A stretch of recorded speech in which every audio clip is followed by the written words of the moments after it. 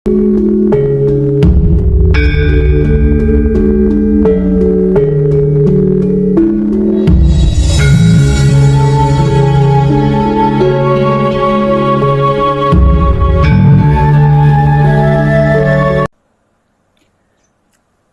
seekor ular ketika merayap, tiba-tiba ular itu menyenggol sebuah gergaji dan sedikit melukai bagian tubuhnya. Sebagai bentuk perlawanan dan mekanisme pertahanan diri, ular tersebut berbalik menggigit gergaji itu hingga mulutnya terluka. Kemudian, tanpa memahami apa yang sebenarnya terjadi padanya, dan tanpa berpikir panjang, ular menganggap gergaji itu telah menyerangnya. Lalu ular itu langsung melilit gergaji. Semakin kuat ular itu melilit gergaji, ular itu semakin terluka parah sampai berdarah-darah. Para kadang kinasiku sekalian, terkadang kita terlalu cepat emosi dan mudah meluapkan amarah tanpa berpikir panjang untuk segera bisa membalas, menyakiti orang-orang yang telah menyakiti kita. Namun sebenarnya yang kita lakukan itu justru sama dengan menyakiti diri kita sendiri, seperti ular dan gergaji yang saya filosofikan tadi. Jikalau sedulur papat kita atau 4 anasir kita tidak manunggal jati atau tidak manunggal suci. Disinilah penting dan perlunya dia mengamati dengan kesadaran rasa cinta kasih sayang hidup kepada apapun dan siapapun, serta dimanapun hingga sampai kapanpun. Tujuannya agar supaya sedulur papat atau 4 anasir kita tidak agresif seperti ular yang menyenggol gergaji yang saya filosofikan tadi.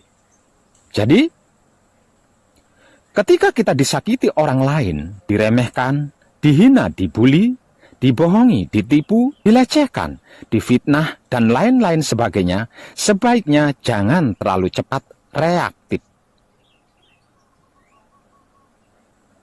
Tetaplah diam dulu dengan senyum, kesadaran rasa cinta kasih sayang hidup kita, walau kita berada pada posisi yang baik dan benar serta tepat. Karena sesungguhnya, orang yang berbuat keburukan kepada kita, ia akan menuai hasil perbuatannya sendiri. Karena karma atau hukum sebab akibat itu pasti terjadi. Artinya, ia akan mendapatkan balasan yang teramat pedih dari kelakuannya dia sendiri. Ingat, Romo itu bersinggasana di 3 titik yang ada di dalam diri kita masing-masing. Seperti yang sudah teramat sering saya informasikan tanpa tedeng aling-aling, baik di artikel di Google atau video di YouTube, bahkan secara langsung ketika kekadangan.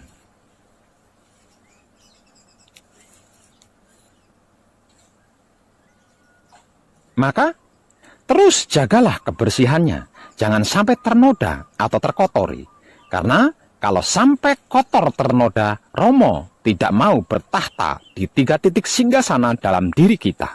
Dan kalau Romo tidak mau bertahta di 3 titik singgasana yang ada di dalam diri kita, bagaimana kita bisa manunggal jati dengannya?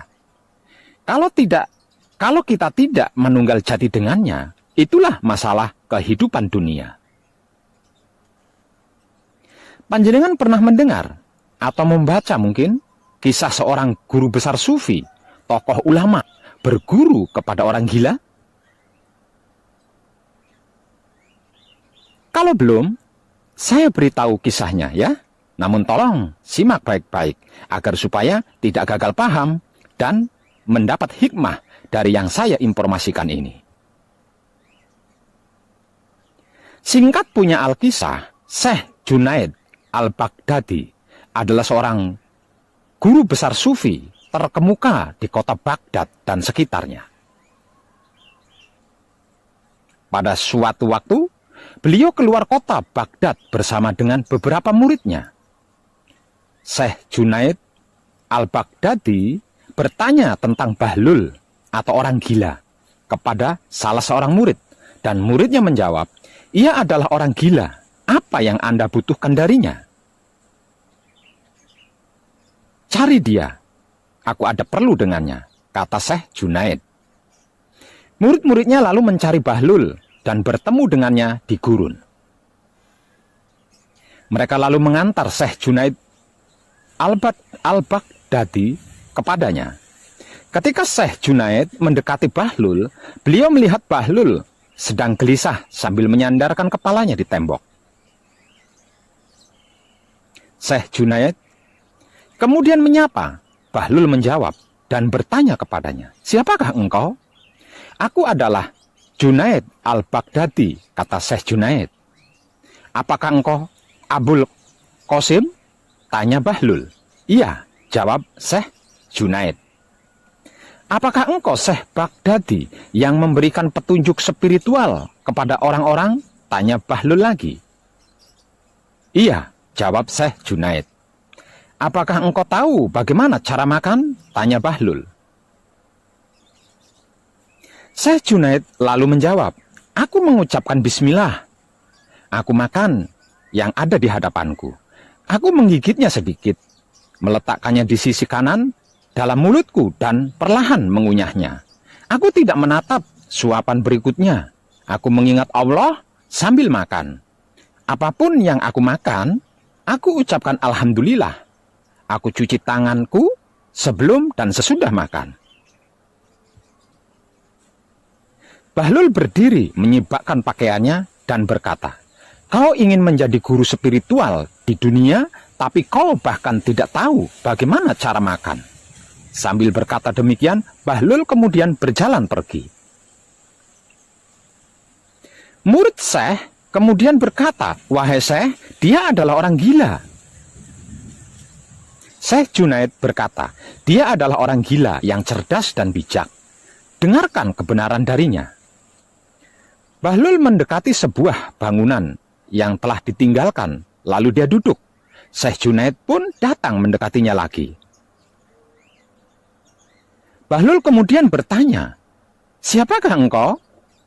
Syekh Baghdadi yang bahkan tidak tahu bagaimana caranya makan, jawab Syekh Junaid. Engkau tidak tahu bagaimana caranya makan, tapi tahukah engkau bagaimana caranya berbicara? Tanya Bahlul. Iya, jawab Syekh Junaid. Bagaimana cara berbicara? Tanya Bahlul. Syekh Junaid kemudian menjawab, aku berbicara tidak kurang, tidak lebih, dan apa adanya. Aku tidak terlalu banyak bicara, aku berbicara agar pendengar dapat mengerti. Aku mengajak orang-orang kepada Allah dan Rasulullah Shallallahu Alaihi Wasallam. Aku tidak berbicara terlalu banyak agar orang tidak menjadi bosan. Aku memberikan perhatian atas kedalaman pengetahuan lahir dan batin. Kemudian, ia menggambarkan apa saja yang berhubungan dengan sikap dan etika.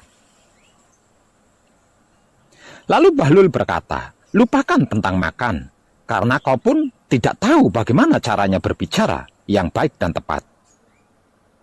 Bahlul pun berdiri, menyibakkan pakaiannya, dan berjalan lagi pergi. Murid-murid Syekh berkata, wahai Syekh, Anda lihat, dia adalah orang gila. Apa yang engkau harapkan dari orang gila? Syekh Junaidi al-Baghdadi menjawab, ada sesuatu yang aku butuhkan darinya. Kalian tidak tahu itu. Syekh Junaid lalu mengejar Bahlul lagi dan mendekatinya lagi. Bahlul lalu bertanya, apa yang engkau inginkan dariku? Kau tidak tahu cara makan? Kau juga tidak tahu cara berbicara. Apakah kau tahu bagaimana cara tidur? Iya, aku tahu, jawab Syekh Junaid. Bagaimana caramu tidur? Tanya Bahlul. Syekh Junaid lalu menjawab, ketika aku selesai sholat Isya dan membaca doa, aku mengenakan pakaian tidurku. Kemudian Syekh Junaid menceritakan cara-cara tidur sebagaimana yang lazim dikemukakan oleh para ahli agama. Ternyata kau juga tidak tahu bagaimana caranya tidur yang baik dan tepat, kata Bahlul seraya ingin bangkit dari duduknya. Namun Syekh Junaid menahan pakaian dan berkata, "Wahai Bahlul, aku tidak tahu. Karenanya, demi Allah, ajari aku." Bahlul pun berkata, "Sebelumnya engkau mengklaim bahwa dirimu berpengetahuan dan berkata bahwa engkau tahu, maka aku menghindarimu. Sekarang setelah engkau mengakui bahwa dirimu kurang berpengetahuan, maka aku akan mengajarkan kepadamu. Ketahuilah, apapun yang telah engkau jawabkan dan gambarkan itu adalah permasalahan, bukan yang utama. Kebenaran yang ada di belakang, bukan yang sejati, bukan yang sesungguhnya, bukan yang di depan dan utama. Para kadang kinasiku sekalian, kehidupan dan tetek bengeknya manusia itu sudah dirancang dan ditata sejak awal dilahirkan ke dunia ini. Mulai dari cara makan, cara minum, cara mandi, cara tidur, hingga sampai ke cara bicara, dan semua itu berbeda dan tidak sama dengan cara-caranya hewan atau makhluk lain. Semisal contoh, di dalam otak manusia ada nalar, sedangkan otaknya hewan tidak ada nalar. Dalam hati manusia ada nurani, sedangkan hewan tidak ada nurani. Di dalam kelamin manusia ada tata krama, sedangkan hewan tidak ada aturan. Bahkan makhluk lain ada yang ikut mempelajari apa yang diaturkan bagi manusia. Sebab itu, jangan heran jika ada hewan berperilaku seperti manusia. Kalau ada manusia berperilaku seperti hewan, lah di situ baru boleh kau heran. Kalau di dalam laku kuncinya disingkat menjadi 3 perkara saja, yaitu kekudangan Romo. Kitab suci sejati ada makna, wujudnya, wulangreh sejati, kata-katanya, dan berbudi bawa laksono tingkah lakunya. 3 kekudangan Romo ini adalah mencakup seluruh kehidupan seorang manusia hidup, bukan cuma putra Romo. Para kadang kinasiku sekalian, betapapun dan bagaimanapun kehidupan manusia di dunia ini bergantung pada caranya makan, minum, beol, kencing, mandi, bicara, dan bertingkah laku, atau obah pola yang sering saya bahasakan sebagai gerak tubuh dan gerak otak hati kelamin.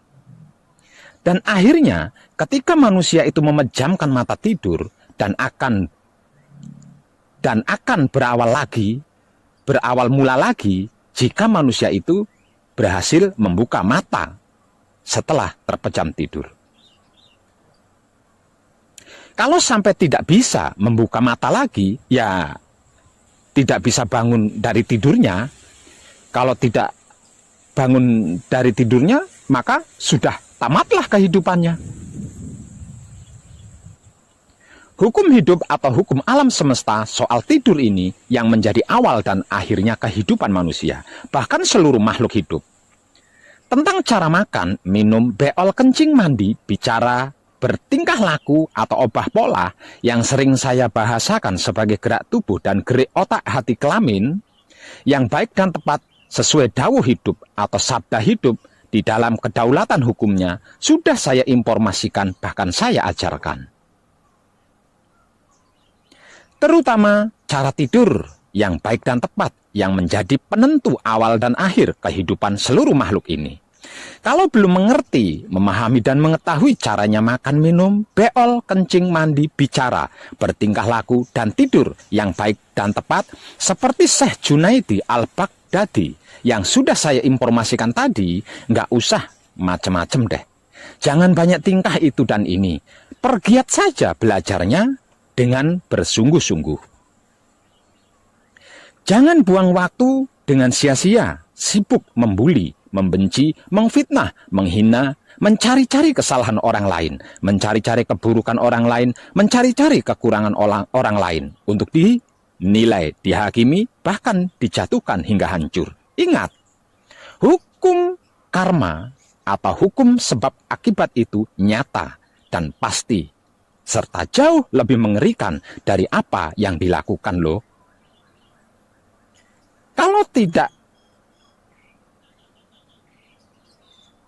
Kalau tidak tertebus, maka akan terwariskan pada anak cucu kita lagi. Ala khusus untuk panjenengan para kadang kinasih, konto kanti anom dan sepuh, maafkan saya. Tentang makan minum dan beol kencing serta mandi, makan minum yang baik dan tepat, apapun yang dimakan dan diminum harus tersempurnakan, dan caranya memakan dan meminum pun harus dengan kesadaran rasa cinta kasih sayang hidup, bukan anasir.